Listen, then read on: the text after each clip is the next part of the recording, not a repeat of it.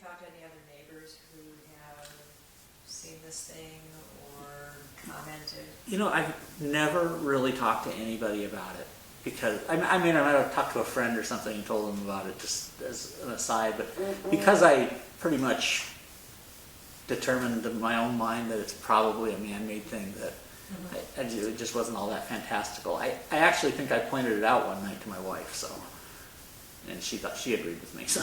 She agreed with you too? Yeah, but. Are you married? Yeah, I'm married. Oh, okay. And I mean, what's her feeling on this thing? Same? Same. She's probably more skeptical than I am of such things, so. What's her first name? Janice. Janice? Yeah. Is she also an attorney, or? No, she's a property manager. Okay. So, getting back to some other, I mean, are you a believer in this? Not necessarily what you've seen here, but just in general. In general, I would call myself a optimistically skeptical. Okay, explain that. No, I'm not a believer, disbeliever in anything. I'm more of a person that if I see it, then I may believe it, or I'll make that decision myself. To be honest with you, I've always had a fascination with such things from the time I was a kid. I mean, I've read books, I've watched countless of these TV shows that they come up with. So, I'm not fanatic about it in any means, but I just I find it interesting. So, okay. I mean, when I boil it down to the number of possibilities for extraterrestrial life in this universe, that there probably is other people out there, and maybe some of them have the technology to come here. But I mean, Laguna Niguel, does it but seem Laguna kind Niguel of doesn't strange? seem. It just seems kind of a strange spot for them to. Yeah, but maybe they want to live close to the beach and be a part of the Southern California Riviera scene. Hang out at Brio on a Friday night. I haven't seen any of them.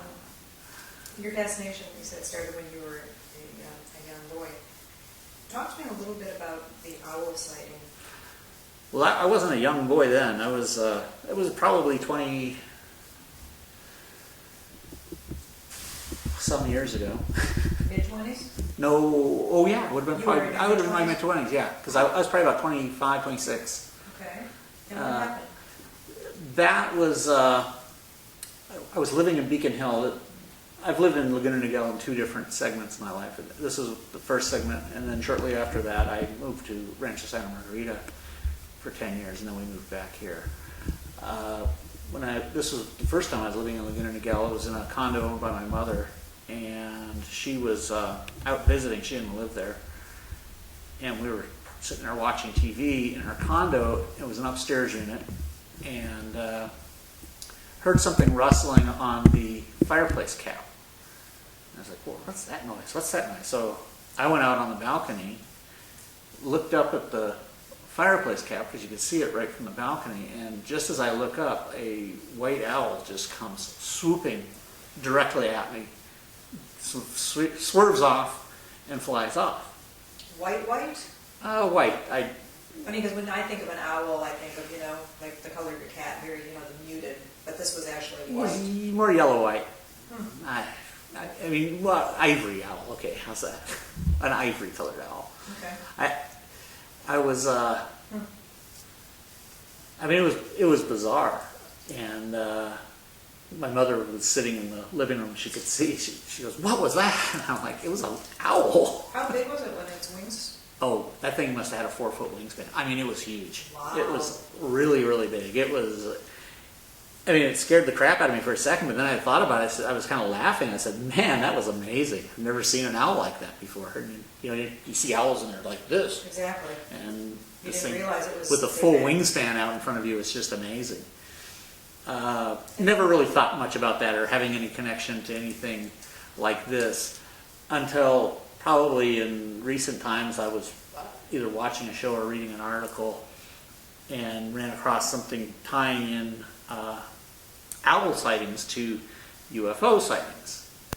And actually, I believe Whitley Strieber, and I might have read about this in his book, because I have read his book years ago, Communion, I think he talks about it, or maybe one of his later books he talked about it. And if you don't know who Whitley Strieber is, he wrote a book called Communion years ago, and it was about him his true story of being abducted by, and this guy was a regular author, and he'd written some nonfiction books, but he wrote this book and it was about his experiences being abducted by aliens. It was an interesting book. They made a movie about it. What was the movie the same name as the book? Yeah, I think the movie was called Communion, and it wasn't a very good movie, but No big stars. but nonetheless, the book was interesting, and he's become kind of a known person in the UFO type thing. Yeah. So he had made that. He was one of the ones who mentioned that connection of owls and UFO sightings. So What is the connection? I don't know. The people see owls when they're all just like me, relatively You're tapped skeptical into people. it. Yeah, but you're But you tapped feel into tapped it. into it, yeah. I mean, but then again, my family also has lived in kind of remote areas sometimes too. My Yeah, parents but lived in this is far Alaska. from remote. Well, yeah, this is not quite as remote as. And this is remote for me. I grew up in the suburbs. Yeah. Well, did you ever talk about any of the stuff with your dad? I mean, was he? No. You know what? Would never even know what my dad's feelings were on something like this. Honestly, Do you have kids yourself, or? I have 2 stepdaughters. And do they think? I mean, have they ever been here where they've seen something? No, No. no. My granddaughter saw a rattlesnake. When you see the coyotes, do they? How close are they? Or you just see them walking around down there? I'll tell you the truth, I hear them more than I see them. Really? And when they have pups, which they do every year, probably next month, the month after, I can hear them right outside my fence. It's 4 in the morning. Really? Oh yeah, it's every year it happens. Well, I hope you don't let your cats out, boy. No, they don't generally go out. That little one down there did go out last year. She snuck out, and it was when it was very, very cold here last year. And I went on a crazy search for her for 2 days, and posted little posters all over the place, talked to all my neighbors, and was about ready to give up because about 2 days out here with the coyotes and everything, you figure they're gone.